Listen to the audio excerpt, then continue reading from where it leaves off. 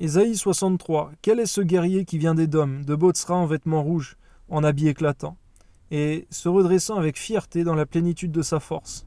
C'est moi qui ai promis le salut, qui ai le pouvoir de délivrer. Pourquoi tes habits sont-ils rouges et tes vêtements comme les vêtements de celui qui foule dans la cuve? J'ai été seul à fouler au pressoir, et nul homme d'entre les peuples n'était avec moi. Je les ai foulés dans ma colère, je les ai écrasés dans ma fureur. Leur sang a jailli sur mes vêtements, et j'ai souillé tous mes habits. Car un jour de vengeance était dans mon cœur, et l'année de mes rachetés est venue. Je regardais et personne pour m'aider. J'étais étonné et personne pour me soutenir. Alors mon bras m'a été en aide, et ma fureur m'a servi d'appui. J'ai foulé des peuples dans ma colère, je les ai rendus ivres dans ma fureur. J'ai répandu leur sang sur la terre, je publierai les grâces de l'Éternel, les louanges de l'Éternel. D'après tout ce que l'Éternel a fait pour nous, je dirai sa grande bonté envers la maison d'Israël. Il a traité avec ses compassions et la richesse de son amour. Il avait dit certainement, ils sont mon peuple, des enfants qui ne seront pas infidèles. Et il a été pour eux un sauveur. Dans toute leur détresse, ils n'ont pas été sans recours. Et l'ange qui est devant sa face les a sauvés. Il les a lui-même rachetés dans son amour et sa miséricorde.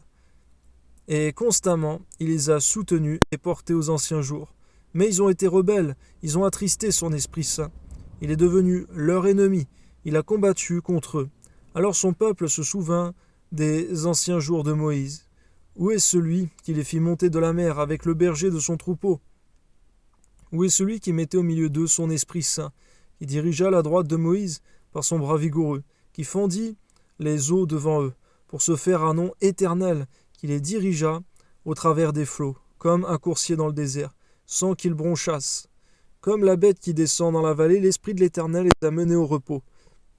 C'est ainsi que tu as conduit ton peuple pour te faire un nom glorieux. Regarde du ciel et vois, de ta demeure sainte et glorieuse, où sont ton zèle et ta puissance? Le frémissement de tes entrailles et tes compassions ne se font plus sentir envers moi. Tu es cependant notre Père, car Abraham ne nous connaît pas, et Israël ignore qui nous sommes. C'est toi, Éternel, qui es notre Père, qui, dès l'éternité, t'appelle notre Sauveur. Amen. Pourquoi, ô Éternel, nous fais-tu errer loin de tes voies, et endurcis-tu notre cœur contre ta crainte? Reviens pour l'amour de tes serviteurs. Des tribus de ton héritage, ton peuple saint n'a possédé le pays que peu de temps.